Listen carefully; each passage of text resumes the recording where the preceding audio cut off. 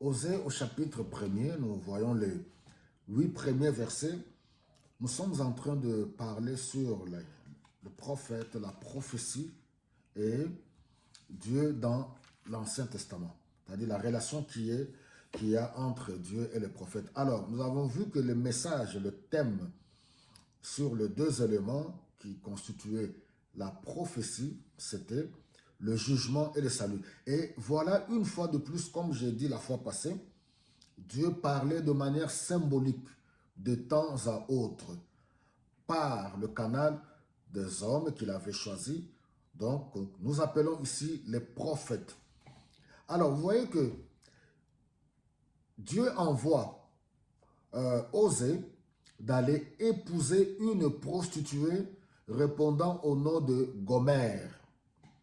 C'était pour montrer, traduire la relation que Dieu vivait avec son peuple.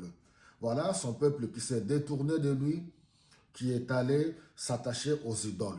C'est-à-dire un peuple qui s'est vautré dans l'idolâtrie, un peuple qui s'est vautré dans la prostitution. Mais en dépit de cela, Dieu aime toujours son peuple. Je ne cesserai jamais de vous dire, la relation qui est établie entre Dieu et son peuple est comparable à la relation du mariage.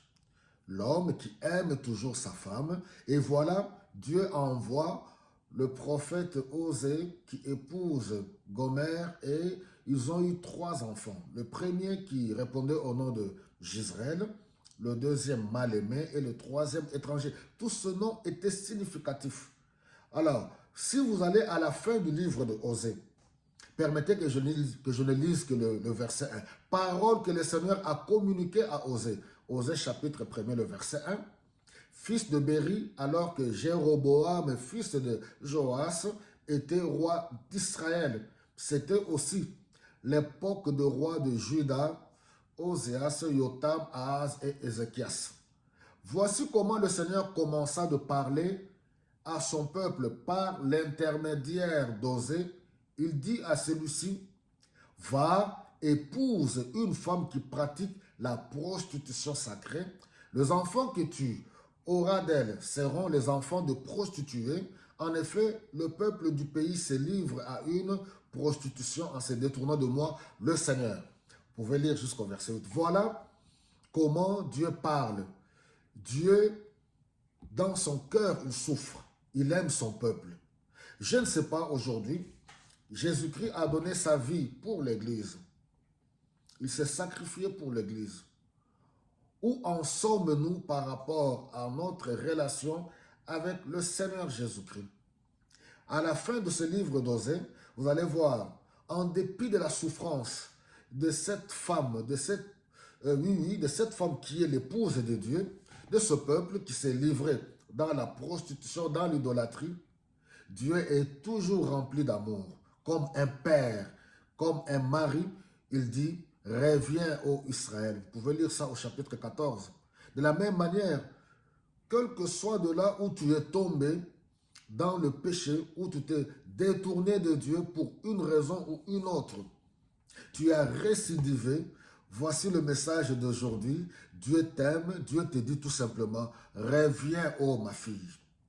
Parce que le salut n'est pas dans le monde. Reviens, ô mon fils. Le salut n'est pas dans tous ces plaisirs passagers. Reviens, ô mon fils. Reviens, ô ma fille. Dieu nous aime tellement et il ne cesse de crier, de nous attendre comme le fils prodigue. Vous vous rappelez de ce fils prodigue qui était parti quand il est revenu, son père a festoyé bien que son frère n'avait pas compris. Le père était dans la joie. Et Dieu attend encore aujourd'hui. Ce n'est pas la religion qui sauve, ce n'est pas les traditions qui sauvent, ce n'est pas les coutumes ni les rites. Dieu attend chacun de nous. Pour ceux qui sont partis aussi loin de lui, Dieu n'est pas là, Dieu ne prend pas plaisir à notre souffrance. C'est pour cela que vous allez voir que la prophétie avait 2 thèmes, le jugement et le salut. N'hésite pas, quel que soit là où tu te retrouves aujourd'hui, les hommes vont te juger. Quelles que soient tes propres erreurs, reviens, le Seigneur t'attend.